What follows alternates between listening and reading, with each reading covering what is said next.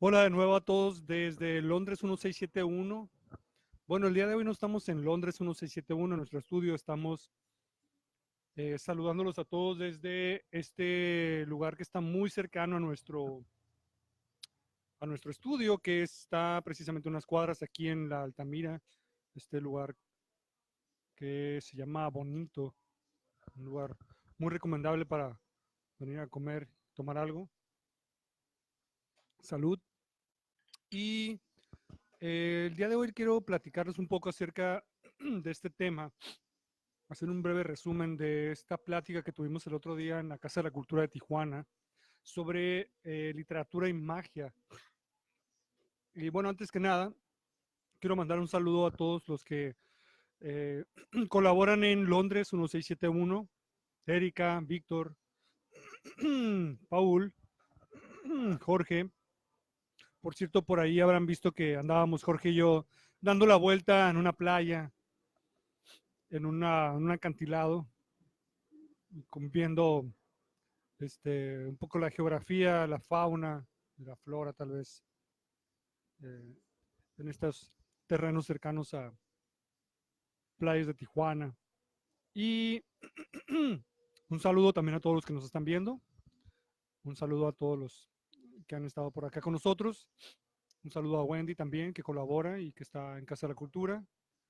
Y de hecho, les empiezo a comentar un poco sobre esta plática que tuvimos, eh, que no habíamos tenido oportunidad de compartirles, lamentablemente, y por eso queríamos hacer un pequeño resumen para compartirle a los que no tuvieron oportunidad de acompañarnos. Originalmente era una plática que tenía que ver con literatura, magia y ciencia. Sin embargo, la parte de ciencia la dejamos como más de lado porque es por sí un tema muy largo que esperemos tener más adelante con más calma, más a mayor profundidad. Lo tocamos brevemente, sobre todo partiendo de esta premisa y que es la idea de la ciencia, primero que nada, cómo en sus orígenes está íntimamente ligada a la magia. ¿Cómo está esto?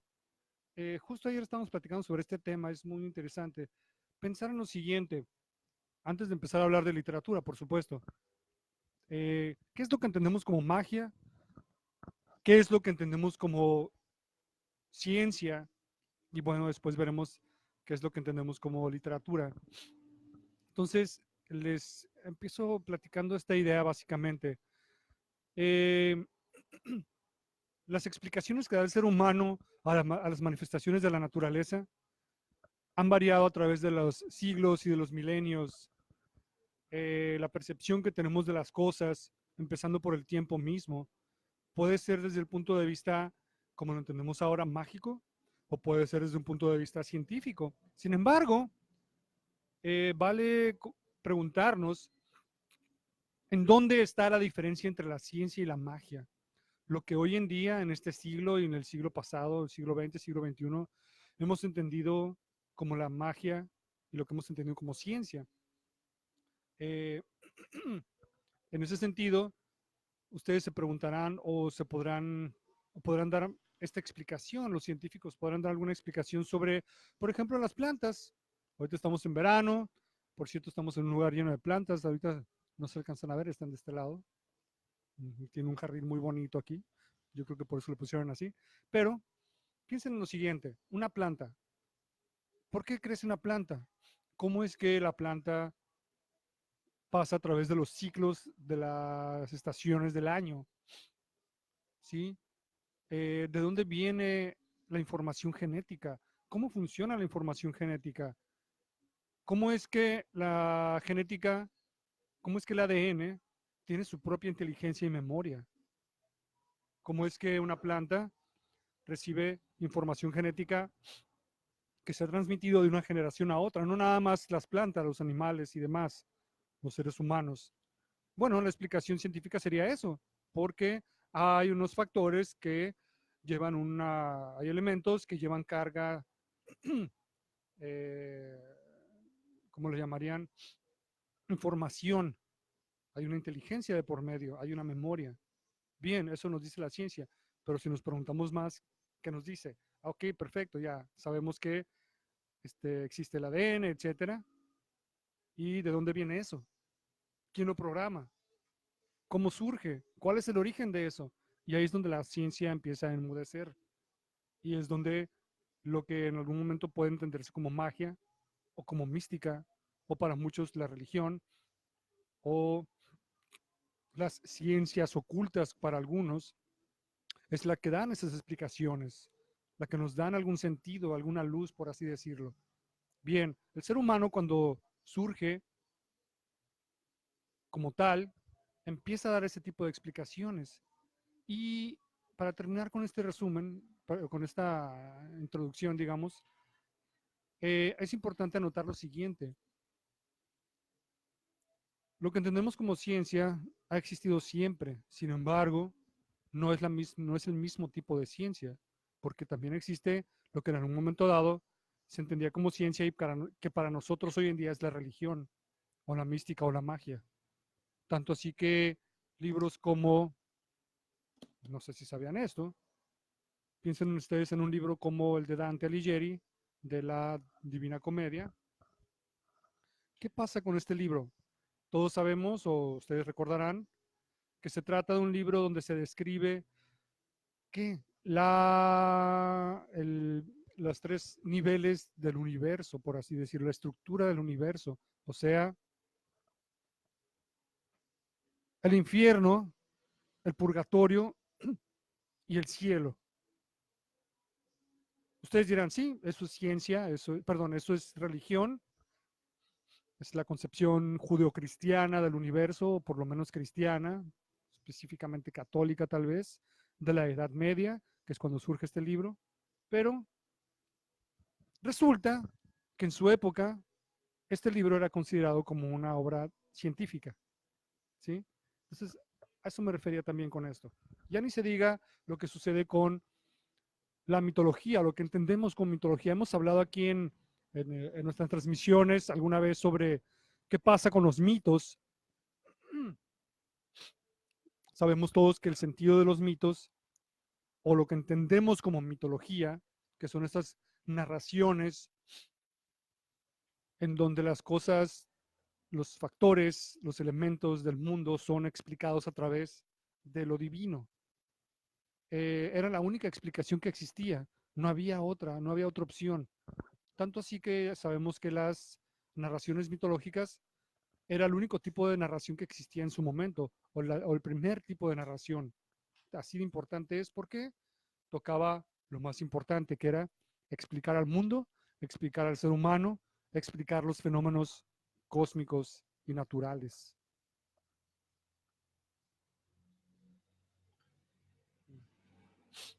Y bien, partiendo de esto, sabemos que el mito mismo da como, o perdón, tiene sus orígenes, o es el origen, o está ligado al origen de los rituales, que por sí mismos son actos mágicos, como diría Robert Graves, al que hemos citado alguna vez y explicado.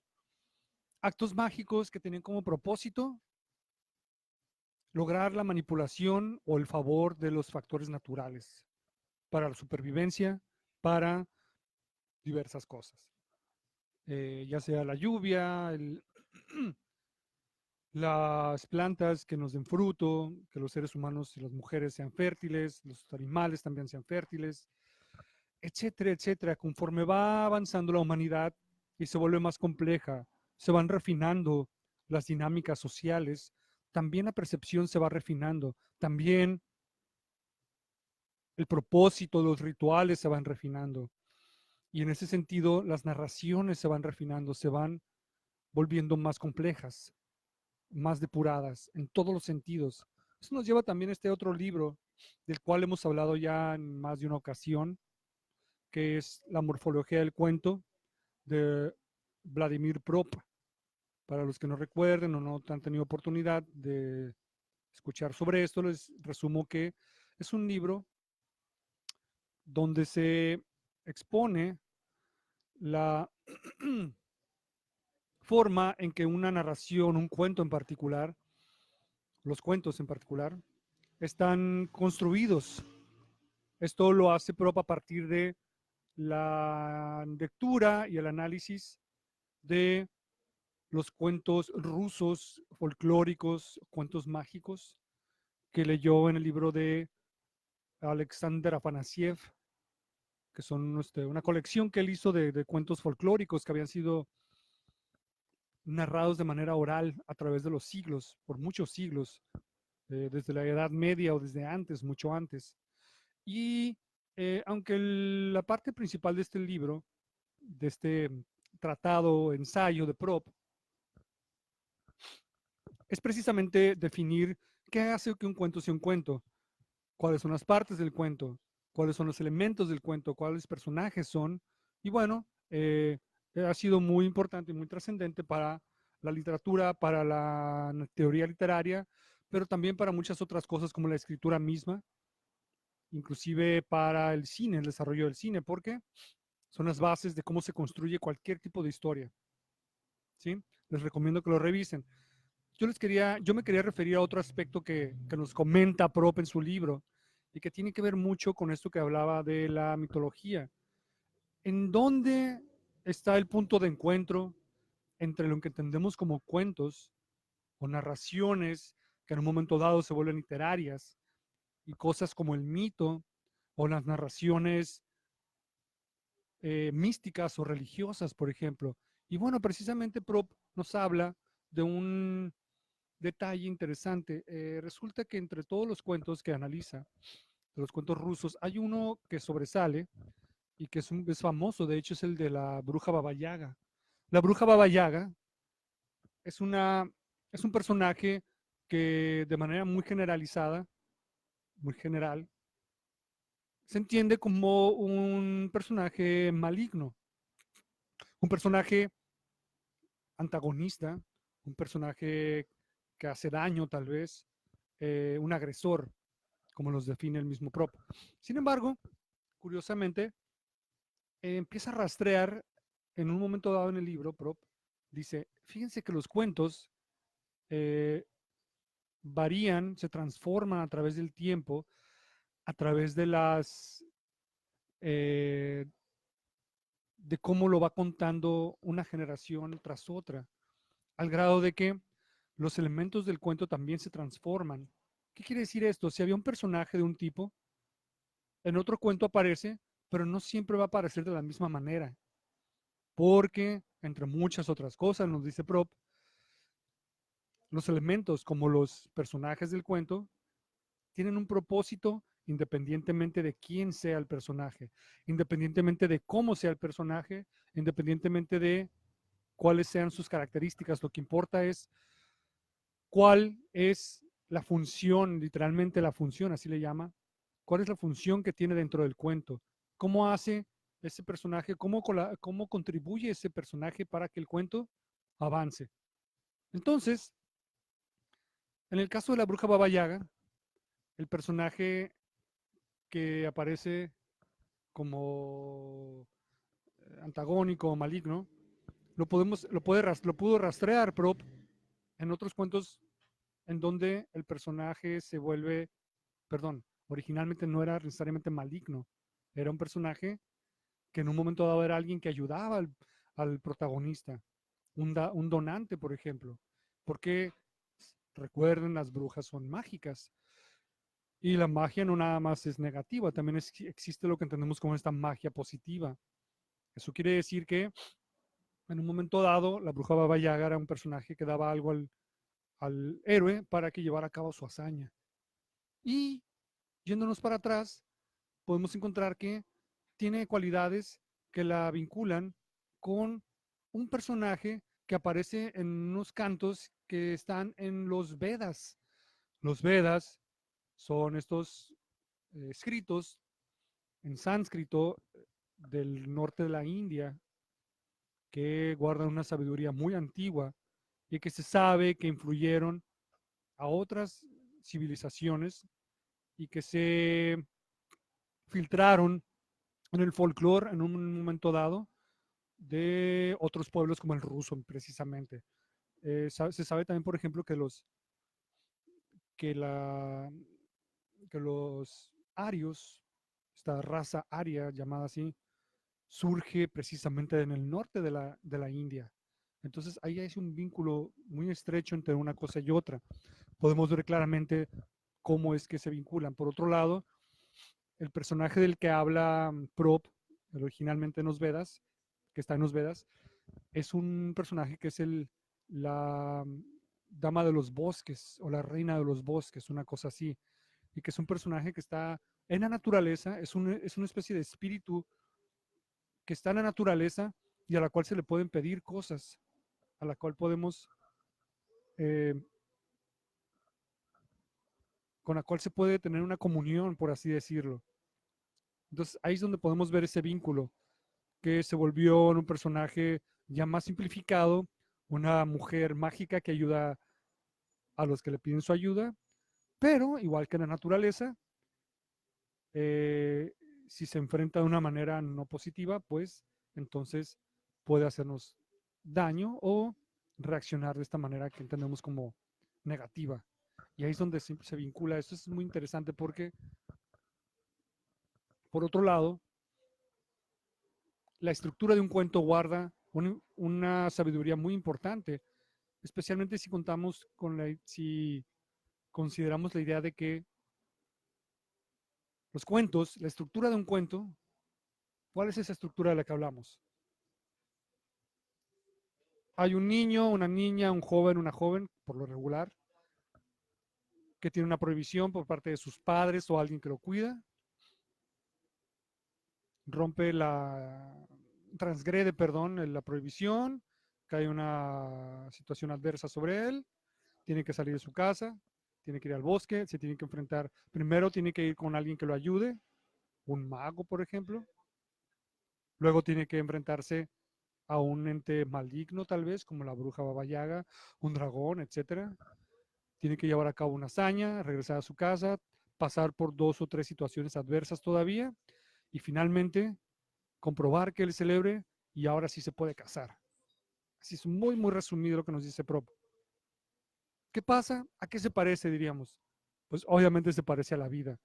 Bueno, pues resulta que el origen de esta estructura está precisamente en los rituales ancestrales que preparaban a los jóvenes para la vida, tanto a las mujeres, a los niños como a las mujeres. Y eso ya por sí es un acto de magia. Y bueno, ahí de entrada tenemos este vínculo estrecho entre la magia, el ritual y la narración, la poesía, que se convertiría en la base de la literatura a lo largo de los siglos. Pues como sabemos, la literatura, en realidad como tal, aparece cuando surge la escritura.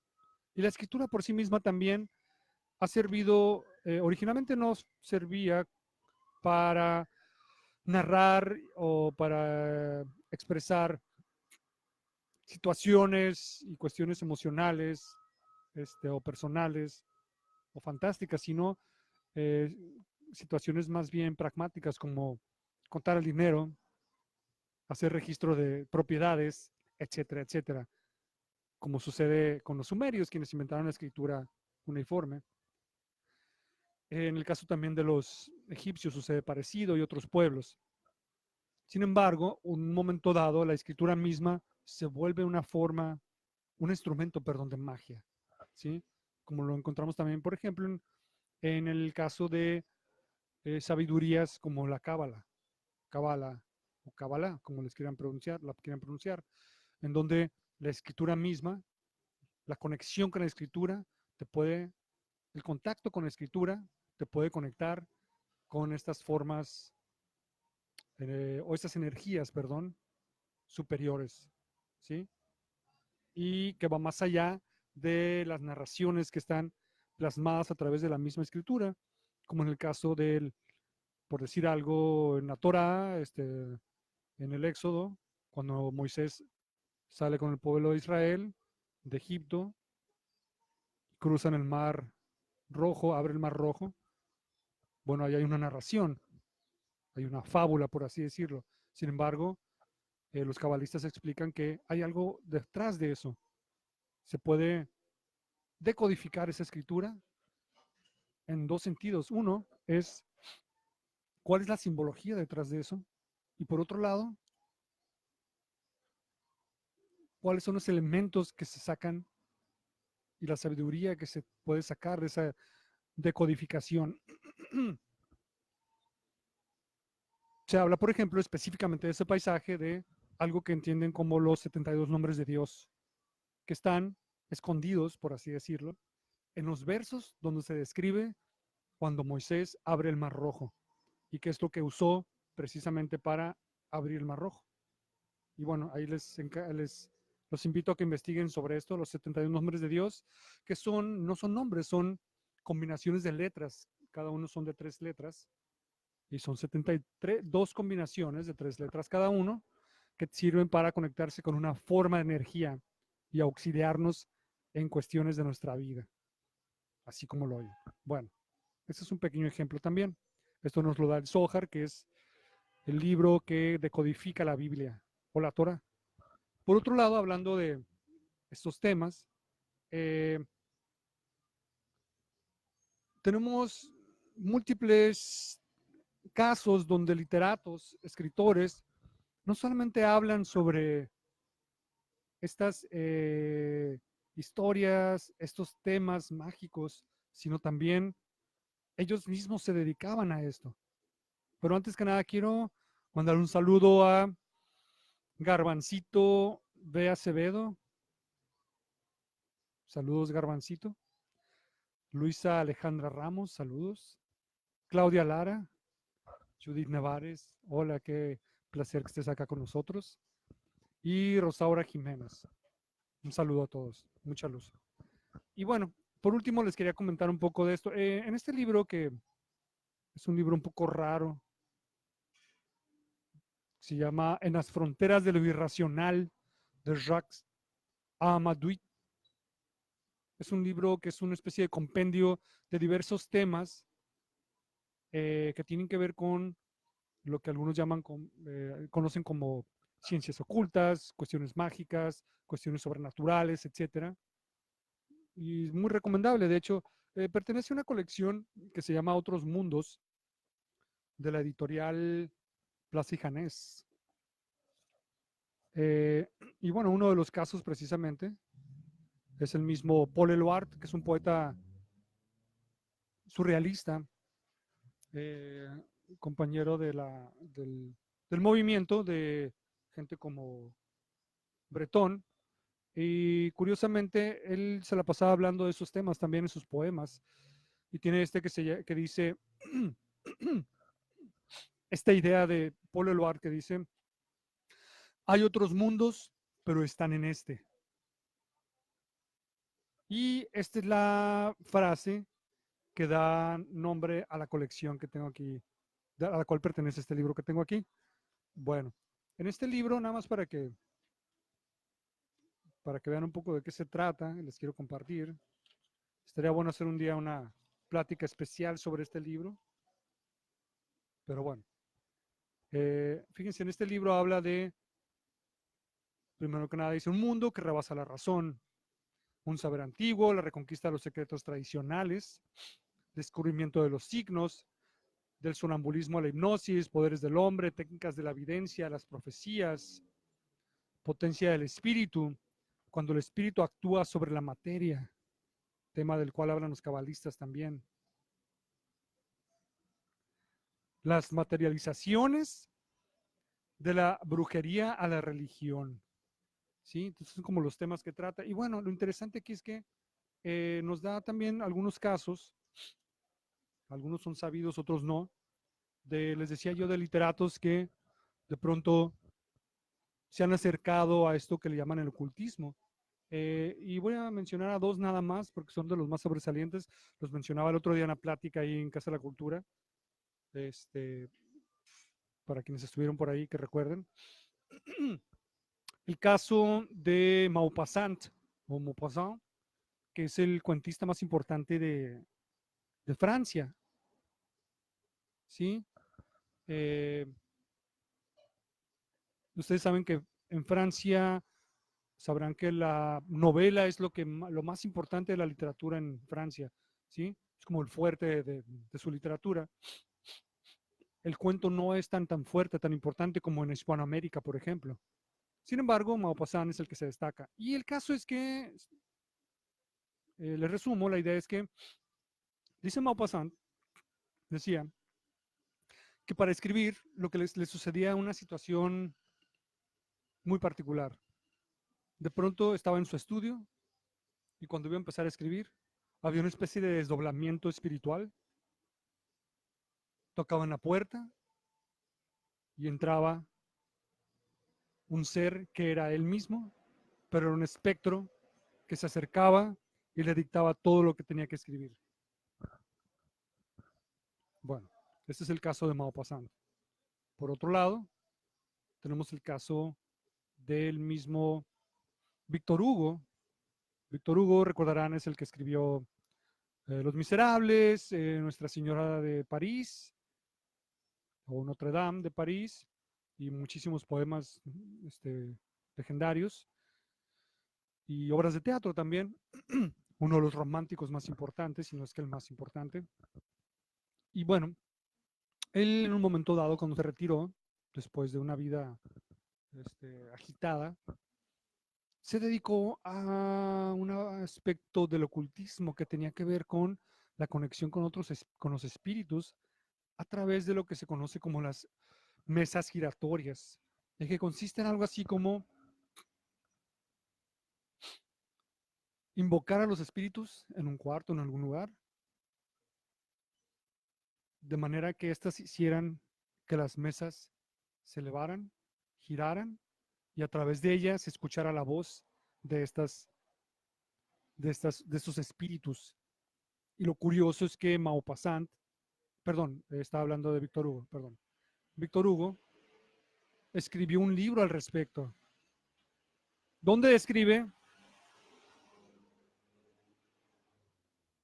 donde explica, donde nos cuenta qué es lo que dicen los espíritus. Y el libro se llama Las Mesas Parlantes, ¿sí? Y entre muchos espíritus están personajes de la historia importantes que hablan de su perspectiva de las cosas, supuestamente, desde ultratumbas, llamémosle. Bueno, por otro lado, nada más para terminar, es obvio que la literatura en sí está plagada de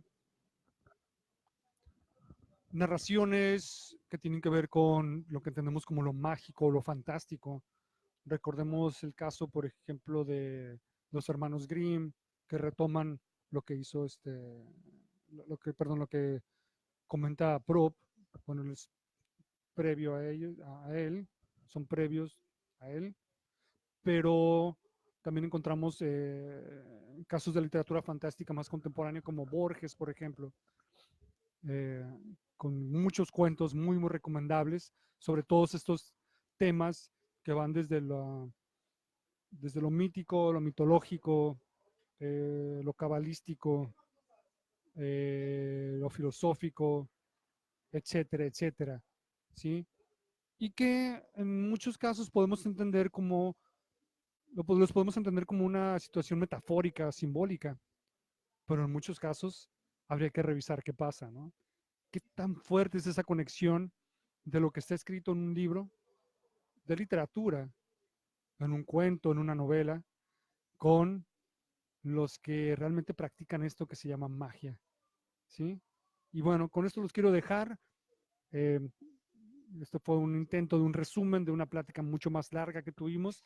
Yo creo que seguiremos hablando de esto. Y quiero cerrar nada más con con esta idea. Decíamos que no habíamos hablado casi de ciencia, pero sí mencionaré la idea de lo que es la ciencia ficción. Recordaremos que la ciencia ficción inicia en el siglo XIX, especialmente con Julio Verne, Jules Verne, quien escribe todas estas historias de anticipación, también le llaman, con inventos tecnológicos que aún no sucedían en su época y que en un momento dado marcan la ciencia y la tecnología de nuestros tiempos, en el último siglo por lo menos.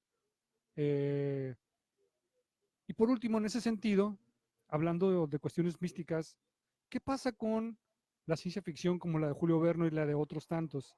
¿sí? Eh, como tantos escritores rusos, por ejemplo. ¿No podríamos decir también que la ciencia ficción es una especie de anticipación o una especie de profecía? Es una revelación de algo oculto que está por suceder. Entonces ahí es donde podemos también darnos cuenta que la literatura es un receptáculo y es un punto de encuentro entre lo que entendemos como mágico y lo que entendemos como científico. Bueno, ha sido todo por hoy. Espero que estén muy bien, que sigan pasando, eh, para los que están en vacaciones, buenas vacaciones y disfrutando el verano, aunque estén trabajando. Y sobre todo que sigan disfrutando de sus lecturas. Aquí tenemos algunas que les hemos recomendado el día de hoy. Y disfruten de la magia de este verano. Que estén muy bien. Seguimos en contacto aquí en Londres 1671. Les damos las gracias a Bonito Restaurante aquí en eh, Altamira. Está sobre la avenida París. Muy recomendable, especialmente para estas épocas calurosas. Lo que tienen ellos que nos sirven. Bueno, muchas gracias. Nos vemos. Cuídense. Adiós.